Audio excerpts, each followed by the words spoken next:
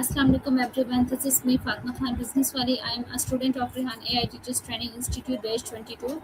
So today we discuss a very important topic with Sasmi. The topic is the importance of self-care and building healthy habits. So today we will know about this topic. So let's start.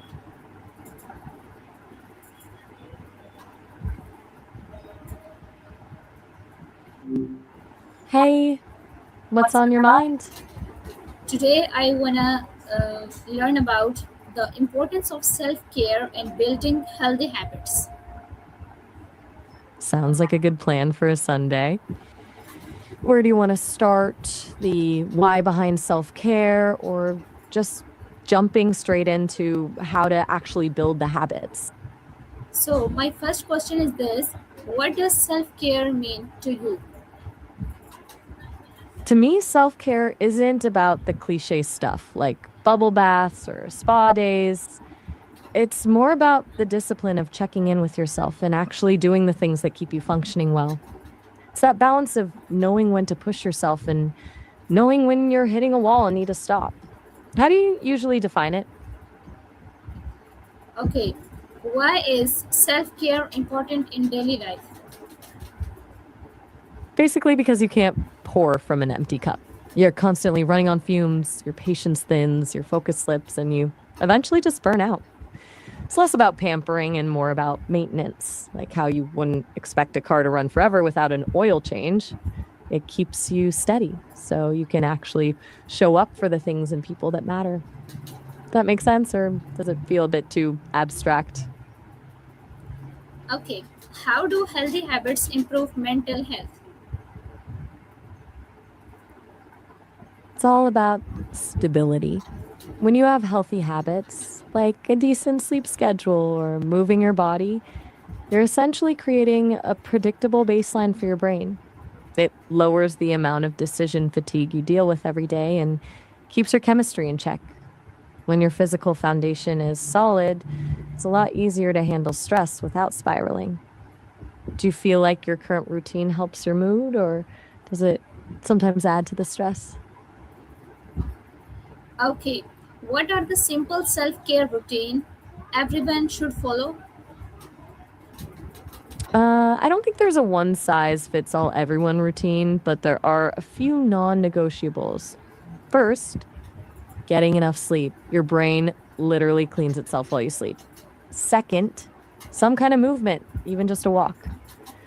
Third, a way to unplug from screens because the constant noise is draining.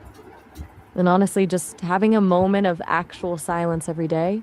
If you had to pick one of those to be more consistent with, which one feels the hardest right now? Okay, how can someone start building healthy habits from each other? I think you mean stacking them, right? Like using one habit to trigger the next.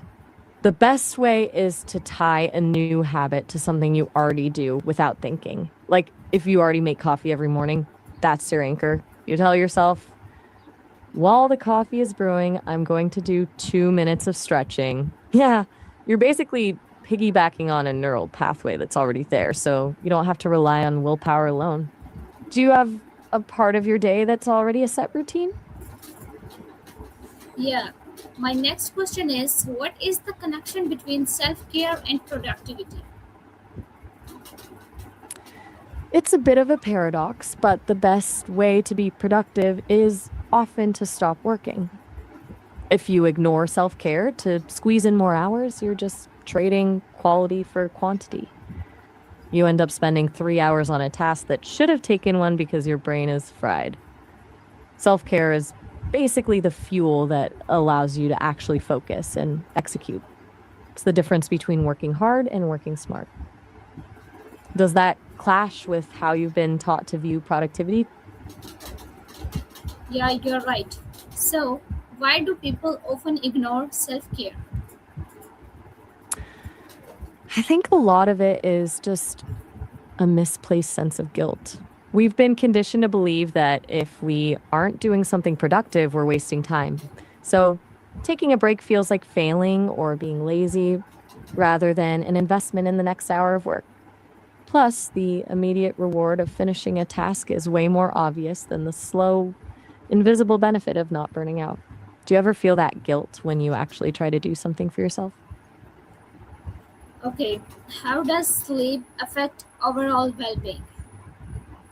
Well, it's basically the foundation for everything else.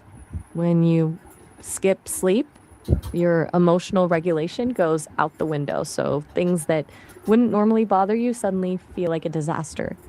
Physically, it's when your body repairs itself and your brain flushes out toxins. Without it, your cognitive function drops. It's almost like being intoxicated. You just can't think straight. Are you a night owl or do you actually get a decent amount of shut eye? Can small habits really makes a big difference? How? How? I think you're asking if small habits really make a big difference and how. Yeah, they absolutely do. It's all about the compound effect. When you try to change everything at once, you usually quit because it's overwhelming. But a tiny habit, like drinking one glass of water when you wake up, is so easy you can't say no to it. Over time, those small wins build your confidence and reshape your identity. You stop seeing yourself as someone trying to be healthy and start seeing yourself as a healthy person. Does that make a small change feel more doable or does it still feel too slow? Nothing special. How does exercises contribute to self care? It's basically a cheat code for your brain. Exercise releases endorphins and dopamine, which act like natural stress fighters. Beyond the physical stuff, it's one of the few times in a day where you're forced to be in your body instead of stuck in your head. It clears the mental clutter. Do you have something you actually enjoy doing, or does the idea of exercise just feel like a chore? Okay, what are the signs that someone is neglecting self care? The biggest red flag is usually irritability. When you start snapping at people over tiny things that normally wouldn't bother you. But then there's the brain fog where you can't focus and everything feels like a slog. You also start neglecting the basics like skipping meals or feeling exhausted even after you've slept. Basically, when your fuse gets shorter and your energy hits zero, you're neglecting yourself. Have you noticed any of those lately, or are you just curious? Okay, so how can stress be managed through healthy habits? Healthy habits act like a buffer. When you have a routine, like a set time for a walk or a journaling habit, you're giving your nervous system a signal that things are under control, even when the world feels chaotic. It's about lowering your overall baseline stress so that when a new problem hits, you have more capacity to handle it without crashing. It turns a potential crisis into just another task. Does that make sense, or do you find that stress usually overrides your habits anyway? What are the benefits of a balanced routine? It basically removes the guesswork from your day.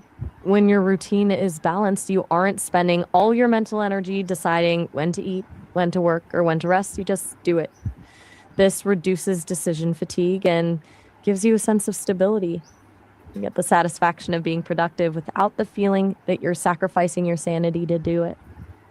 Do you feel like your days are a bit too chaotic right now, or are they just lacking that balance? What habits improve emotional health? The ones that involve actual reflection. Journaling is a huge one because it gets the noise out of your head and onto paper where you can actually look at it. Practicing gratitude helps shift your focus from what's missing to what's actually working. And honestly, setting firm boundaries, learning to say no without feeling like you need to apologize for it is one of the healthiest things you can do for your emotional state. Do any of those feel like something you actually stick with? Okay, so my last question is, what is the role of mindfulness in self care?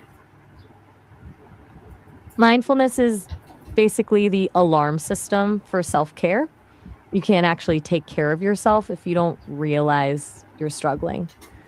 Mindfulness is what lets you notice, wait, my shoulders are tense and I'm starting to feel overwhelmed before you actually hit a breaking point. It turns self care from a scheduled chore into a real time response to what you actually need in the moment. Since that was your last question, how are you feeling about everything we talked about? Any of it actually feel useful? Yeah, I'm feeling good. So, thank you so much, Maya, for a great conversation. Anytime. I'm glad it helped. Enjoy the rest. So, that's all about the conversation. I hope you learned something new in this conversation. Thank you so much, everyone, for listening to me. Allah Hafiz.